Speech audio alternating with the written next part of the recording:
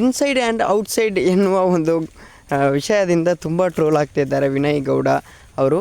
ಎಲ್ಲರಿಗೂ ಗಿರ್ಮಿ Kannada TV YouTube ಚಾನಲ್ಗೆ ಸುಸ್ವಾಗತ ಅಂತ ಹೇಳ್ತಾ ಶುರು ಮಾಡೋಕ್ಕಿಂತ ಮೊದಲು ಯಾರೆಲ್ಲ ನಮ್ಮ ಯೂಟ್ಯೂಬ್ ಚಾನಲ್ ಮೊದಲು ನೋಡ್ತಿದ್ರಿ ಅವರೆಲ್ಲ ಸಬ್ಸ್ಕ್ರೈಬ್ ಮಾಡ್ಕೊಳ್ಳಿ, ಮತ್ತು ಪಕ್ಕದಲ್ಲಿರೋ ಬೆಲ್ಲೈಕನ್ ಪ್ರೆಸ್ ಮಾಡಿ.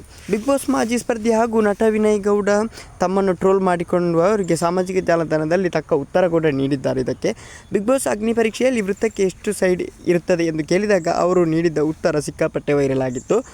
ನೆಟ್ಟಿಗರು ಅವನನ್ನು ಆರ್ಯಭಟ ಎಂದು ಕರೆದು ತಮಾಷೆ ಮಾಡಿದರು. ಇದೀಗ ಅದೇ ವಿಚಾರವಾಗಿ ವಿನಯ್ ಗೌಡ ಕೂಡ ಪೋಸ್ಟ್ ಹಂಚಿಕೊಂಡಿದ್ದಾರೆ. ವಿನಯ್ ಗೌಡ ಈ ಹಿಂದೆ ಬಿಗ್ ಬಾಸ್ ಅಗ್ನಿ ಪರೀಕ್ಷೆಯಲ್ಲಿ ಭಾಗವಹಿಸಿದ್ದಾಗ ಸ್ಪರ್ಧಿಗೆ ಪ್ರಶ್ನೆ ಕೇಳಿದರು.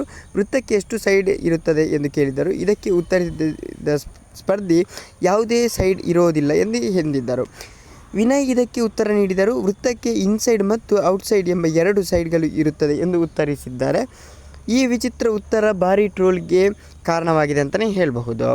ಈ ಟ್ರೋಲ್ಗಳ ಬಗ್ಗೆ ಈ ಪೋಸ್ಟ್ ಮಾಡಿರುವ ವಿನಯ್, ಇನ್ಸೈಡ್ ಮತ್ತು ಔಟ್ಸೈಡ್ ಯಾರಿಗೆ ಬೇಕು ಬಿಡಿ, ನನ್ನ ಸೋಷಿಯಲ್ ಮೀಡಿಯಾ ಎಂಗೇಜ್ಮೆಂಟನ್ನು ಆಕಾಶಕ್ಕೆ ಏರಿದ್ದಕ್ಕೆ ನಿಮಗೆಲ್ಲರಿಗೂ ಧನ್ಯವಾದಗಳು ಎಂದು ಹೇಳಿದ್ದಾರೆ. ನೀವು ಪ್ರೀತಿ ತೋರಿಸುತ್ತಿದ್ದೀರಾ ಅಥವಾ ನನ್ನನ್ನು ಎಷ್ಟು ದ್ವೇಷಿಸುತ್ತೀರಿ ಎಂದು ದೊಡ್ಡ ಪ್ರಬಂಧ ಬರೆಯುತ್ತಿದ್ದೀರಿ ಎಂಬುದು ಇಂಟರ್ನೆಟ್ ಆಲ್ಗರಿದಮ್ಗೆ ಮುಖ್ಯವಲ್ಲ. ಅದಕ್ಕೆ ಕೇವಲ ಹೈ ಟ್ರಾಫಿಕ್ ಮಾತ್ರ ಕಾಣುತ್ತದೆ. ನಿಮ್ಮ ಪ್ರತಿಯೊಂದು ಕೋಪದ ಕಮೆಂಟ್ ಹಾಗೂ ವೈರಲ್ ಎಡಿಟ್ ನನ್ನ ಪ್ರೊಫೈಲ್ ಅನ್ನು ಎತ್ತಿ ಫೀಡ್ನಲ್ಲಿ ಹಾಕುತ್ತಿದೆ ಅಂತಲೇ ಹೇಳ್ತಾ ಇದ್ದಾರೆ.